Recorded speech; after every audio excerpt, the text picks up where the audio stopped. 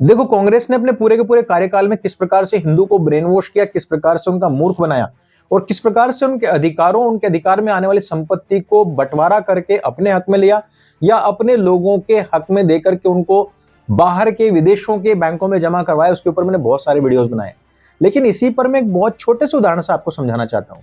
दादी ने नारा दिया था अपने कार्यकाल के दौरान कि हम दो हमारे दो। फिर उसके बाद में एक और नारा आया, उसमें कहा गया कि शेर का बच्चा एक ही अच्छा।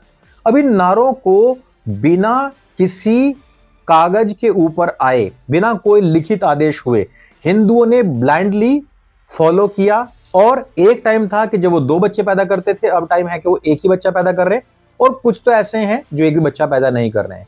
लेकिन उसी दादी का पोता आज की तारीख में क्या कहता है, जिसकी जितनी भागीदारी उसकी उतनी हिस्सेदारी।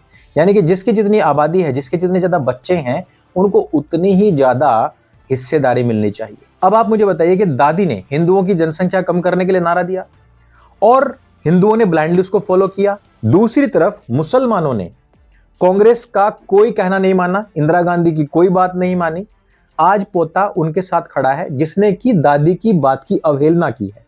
और किनके अधिकारों को काटने की बात करता है, जिसने की दादी की बात को बिना कोई लिखित आदेश हुए अक्षरशः पालन किया है। अब आप मुझे बताइए कि जो कहते हैं कि हम अपनी दादी की लेगेसी को, अपने नाना की लेगेसी को, अपने दादा की, अपने बाप की लेगेसी को आगे बढ़ा रहे हैं, इन लोगों ने नानी की, दादी की, दादा की, चाचा की, बाप की किसकी बात मानी है?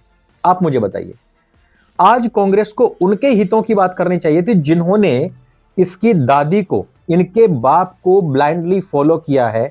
उनकी बात माननी चाहिए थी कि नहीं माननी चाहिए थी? लेकिन कांग्रेस किस प्रकार से आप लोगों को ब्रेन वॉश करती है, आपके ही हाथों आपकी जनरेशन की क्या करवाती है, किस प्रकार से आप लोगों की जनरेशन को कम करवाती है और इन्हीं के आदेशों की या फिर इनके प्लान्स की अवहेलना करने वाले लोगों को बाद में हिस्सेदारी दिलवाने के लिए जी जान और जान के आगे जो आता है अंग, वहां तक के लोग जोर लगा रहे हैं। इस ब्रेन वॉशिंग से बाहर निकलने का समय आ चुका है। हिंदुओं को यह बात समझनी पड़ेगी कि यह अलिखित आदेश पालन करने का ठेका केवल हिंदुओं ने नहीं ले रखा है। और अगर यह ठेका ले रखा है तो फिर हमने आज की इस कांग्रेस का ठेका नहीं ले रखा है।